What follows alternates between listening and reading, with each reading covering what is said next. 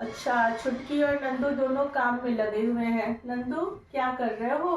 मैं तो बैलून के साथ खेल रहा हूँ। बैलून के साथ खेल रहा हो। छुटकी क्या कर रही है? मैं तो गुड़िया के लिए माला बना रही हूँ। माला अच्छा, ये क्ले से माला बना रही हो? हाँ। अरे वाह, तो बहुत सुंदर माला। लेकिन एक बात बताओ, एक चीज बताओ कि नंदू तुम इसमें से हवा निकाल लो तो हवा निकालने के बाद ये जैसे था फिर उसी अवस्था में वापस आ गया। हाँ। लेकिन जब माला बना दी तो माला फिर जिस रूप में ये माला गोल की है क्ले से, ये उसी रूप में रह गया। तो तुम बता सकते हो क्यों ऐसे हुआ? नहीं, कि बैलून से हवा निकालने पे अपनी अवस्था में आ गया, लेकिन क्ले से छोड़ने पर ये अपनी अवस्था में वापस नहीं आया। नहीं बता सकते। देखो, ये होता है पदार्थ का आंतरिक गुण।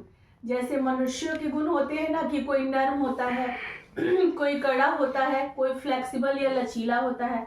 उसी तरह पदार्थों के भी गुण होते हैं, जिससे क्या बोलते हैं, इलास्टिसिटी यानी प्रत्यास्था। सभी पदार्थ जो, अगर इस पदार्थ है, बैलून एक पदार्थ है, इसके हाँ। अंदर बाहरी बल, जिसे प्रत्यास्था में विरूपक बल कहा जाता है। विरूपक यानी बाहरी बल के द्वारा उसके रूप आकार में परिवर्तन। ठीक है, मतलब अगर इसमें बाहरी अवस्था में इसे क्या किए, इसे फुलाओ तो नंदू। हाँ। तो इसमें क्या हुआ, विरूपक बल लगाए। तो विरूपक बल लगाने के बाद से क्या हुआ, बैलून के आकार में परिवर्तन हो गया। ठीक है, जब इसमें से तुमने हवा निकाल दिया था तो ये अपने पूर्वावस्था में आ गया था। और फिर जब इसमें विरूपक बल लगा यानी बाहरी बल लगा हवा, तो क्या हुआ, फिर ये आकार में आ गया। और फिर जब इसकी बल को वापस हटा लिया गया तो ये अपने अवस्था में प्रत्यास्था कहलाता है। लेकिन वहीं पर ये क्ले को जब ऐसे मोड़ा गया तो क्या हुआ, जिस रूप में बनाया जाएगा वो उसी रूप में रह जाएगा, ये वापस नहीं आएगा।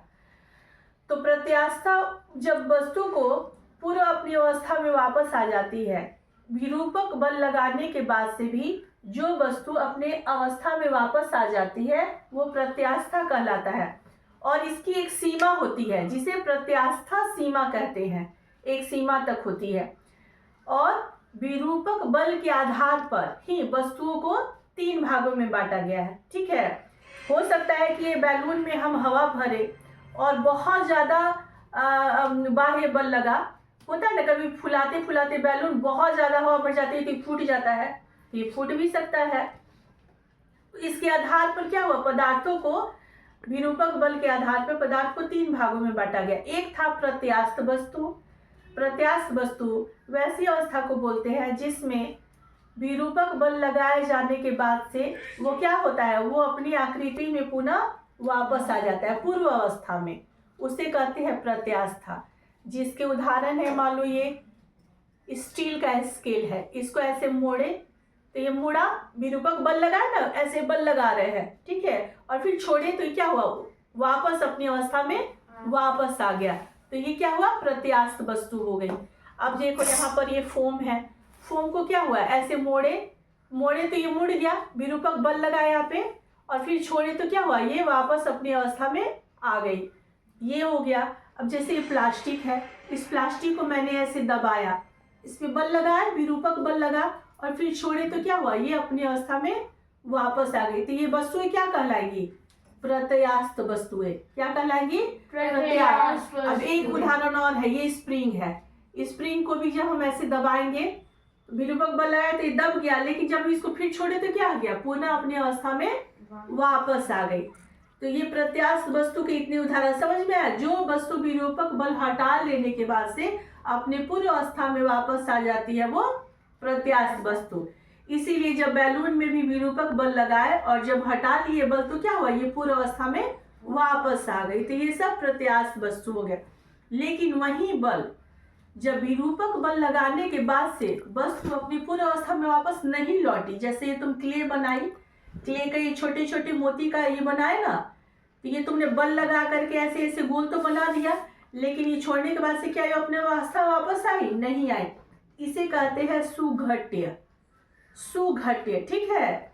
ये इसमें क्या होता है, इसमें आकृति बदल गई। आकृति बदलने के बाद से जब बल हट गया तो इसका पूर्वावस्था में वापस नहीं आए। नंदू और छुटकी दोनों तुमने बचपन में मैंने तुम्हें आटे की अलग अलग आकार की कोई चिड़िया कभी मछली बना करके पका के खिलाए। देखो आटे को भी जिस शेप में रखे वो क्या हो उसी शेप में घुल गया। जैसे अभी ये मछली बनाया, फिर ये मान लो ये चिड़िया बनाए, ठीक है। अब इसको फिर ऐसे मोड़ देंगे, इसका गोला बना देंगे, तो क्या फिर अवस्था में वापस लौटेगा? नहीं। तुमने देखा है कुम्हार को चाक पे, कच्चे मिट्टी से चाक पे बल लगाते हैं विरूपक बल, तो क्या होता है मटका तैयार हो जाता है। फिर जब कुम्हार जब चाक से मटके को हटा देता है तो क्या वो वापस अपने अवस्था में लौटता है? नहीं। तो वो क्या कहलाएगा? सुघट्य। जो पदार्थ विरूपक बल हटा लेने के बाद से अपने अवस्था में वापस नहीं लौटता है वो होता है सुघट्य। जैसे ये रहा तार, ठीक है, सेफ्टी पिन हुआ, तार हुआ, इसे मैंने ऐसे फैला दिया, ठीक है, लेकिन क्या हुआ उसी अवस्था में रह गया, नहीं फैला। इसके लचीला था क्योंकि ये स्टील की पत्ती थी, तो ये तो आ गया पूर्वावस्था में, तो ये प्रत्याश हो गया। लेकिन यही लोहे की तार है, इसे मैंने मोड़ा तो ये नहीं हुआ।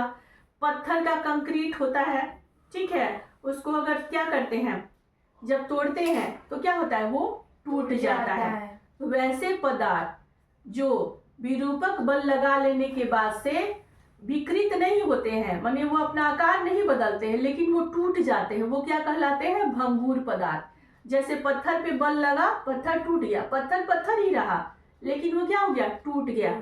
जैसे बल का भले अलग हो, जैसे ये हुआ लकड़ी, इसे मैंने ऐसे किया, ये टूट गया, तो क्या हो गया? भंगुर हो गया, ये टूट गया।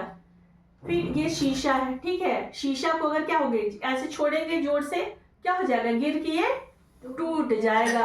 अब जैसे देखो ये मोम है, मोम या फिर चौक, हम लोग क्लास में ब्लैक बोर्ड पे जब मैं लिखती हूँ, लिखते लिखते अचानक चौक ऐसे क्या होता है? ऐसे टूट जाता है, क्या हो गया? ये भंगुर हो गया, यानी ये टूट गया, उसका